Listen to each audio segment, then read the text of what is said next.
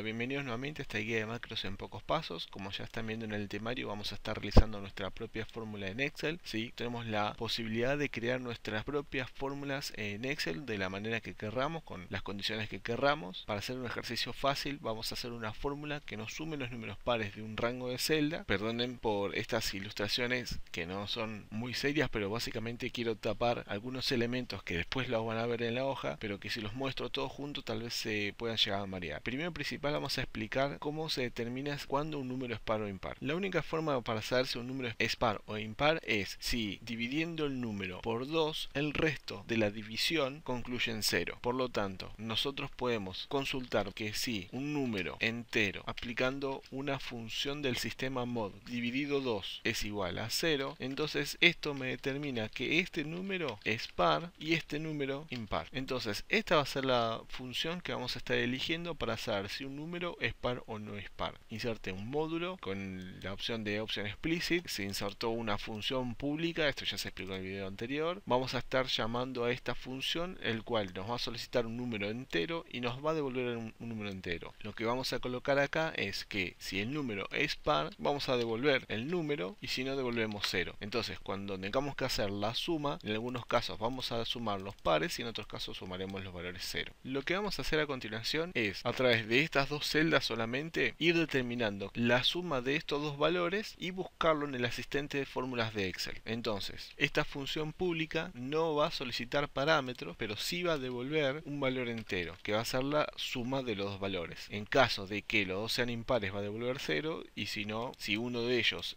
solamente es par, va a devolver ese número, y si los dos números son pares, va a sumarlo los dos. Para eso simplemente asignamos al nombre de la función suma par es igual, llamamos al módulo par, función devuelve par, asignamos la primer celda, que sería hoja 1, vamos a usar el rango J17 y le sumaremos, para que quede más prolijo, vamos a hacer un salto de línea que se hace a través de este guión bajo, para que quede bien marcada las operaciones. Más, acá no es concatenar, porque acá sí estamos sumando valores. Cuando usamos la opción de concatenar con el ampersand, lo que queremos hacer es una unión de caracteres. Y por supuesto J18.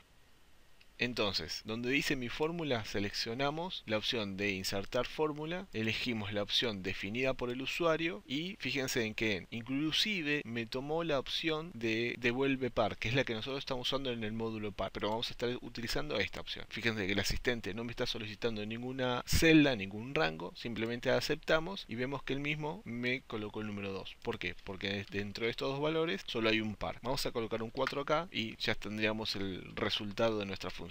No se actualizó solo porque el sistema no está tomando rangos, pero no se preocupen que ya vamos a estar viendo esta opción. Corremos a nuestros queridos amigos y en este caso vamos a complicar un poco la cosa. Vemos que tenemos que sumar ya una serie de celdas que puede estar en fila o columna. Para guiarnos aproximadamente estaremos viendo esta parte del temario, ¿sí? Sumar filas y columnas. Cuando hablamos solo de una fila, o en este caso de una columna, el cual está separado por celdas, en realidad estas celdas tienen una diferencia que son los índices. Es decir, ¿cómo diferencio yo este valor de este valor en una columna por el índice de su fila? En este caso 17, 18, 19 y 20. Consideren que cuando nosotros pasemos estos valores tendríamos que definir el número de la columna, que vamos a dejarlo acá arriba para recordar lo que es el número 12, y el número de la fila, que como dijimos es 17, 18, 19 y 20.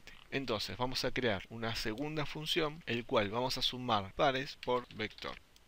Para eso ya vamos a estar necesitando variables que nos ayuden con esta función, para que sean más claras. Para eso vamos a crear una variable sumador de tipo integer. Podemos determinar que nuestra columna siempre va a ser la número 12, perdón, 13 porque habíamos insertado una columna, pero sí vamos a estar necesitando una variable que nos vaya incrementando el número de columnas para ir viendo todas las opciones, ¿sí? Entonces, una variable por fila de tipo integer también. Vamos a decir que fila en realidad va a comenzar en el número 17, ¿sí? Coincidente con la primera fila de nuestra tabla, y vamos a configurar la variable sumador para que cuando comience con 0, ¿sí? Así no nos genera ningún inconveniente. Vamos a generar un for que va a ser un barrido por fila.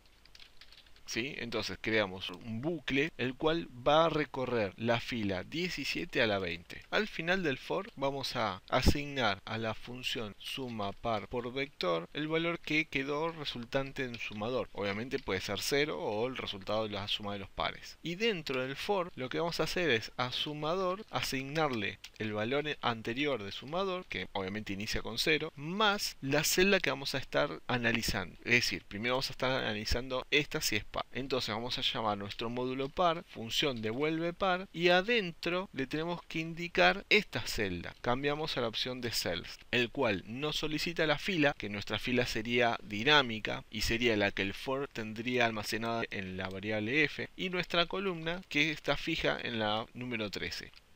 Vamos a poner este valor también en nuestra ventana de inspecciones para ir viendo en tiempo real cómo va trabajando. Ejecuto el depurador. Almaceno f con el valor de 17. Realmente no es necesario porque también lo estamos haciendo acá, así que esta opción la vamos a quitar. Al abrir el sumador le asigno el valor 0. Configuro nuestro for para que f genere un bucle de 17 a 20 inclusive, o sea que empieza con 17. También vamos a insertar en la ventana de inspecciones a nuestro sumador que obviamente está con 0. Nosotros decimos que al valor anterior del sumador, que es 0, le vamos a devolver el valor de la celda si es par. Es decir, que vemos que en este momento el valor de la celda f, pero f no es f, sino que es 17.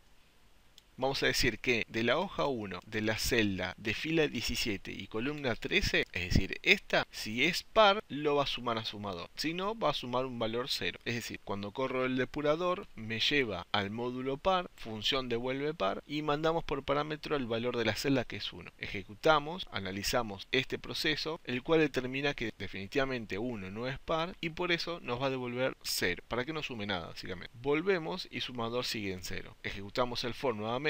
La f ya vale 18, el valor de la celda es 2, 2 sí es par, por lo tanto devolvemos el número 2. Es decir, que 0 es como estaba antes, era 0 más 2 es igual a 2, entonces en sumador ahora figura 2. Este proceso va a ir corriendo continuamente hasta que f valga 20, o sea, hasta 20 inclusive. Y luego, cuando f valga 21, sale del bucle. Y a la variable de la función suma par por vector, le va a asignar el valor actual del sumador, que es 6. Nuevamente insertamos nuestra fórmula, en este caso sería suma par por vector. Nuevamente no nos solicita ningún rango porque las celdas son fijas y nos estaría devolviendo el valor de la resultante, que es la suma de 2 y 4, por supuesto, que son los únicos dos números pares. Como no estamos hablando de rangos todavía, al colocar un valor par vemos que el mismo no se refresca, ¿sí? Tenemos que apretar F2 y Enter para que cambie el resultado de nuestra fórmula. Y recién ahora, quitando a nuestros amigos para siempre, entramos en el concepto de trabajar con rangos. Pero viendo que ya han más de 8 minutos de video y como lo que viene es un tema que es bastante complicado y nos va a llevar un tanto más, prefiero hacer un corte acá y dejar esta explicación para un segundo video. Así que de momento esto sería todo. Espero que les guste esta primera parte. Por favor recuerden el uso de likes y dislikes y bueno,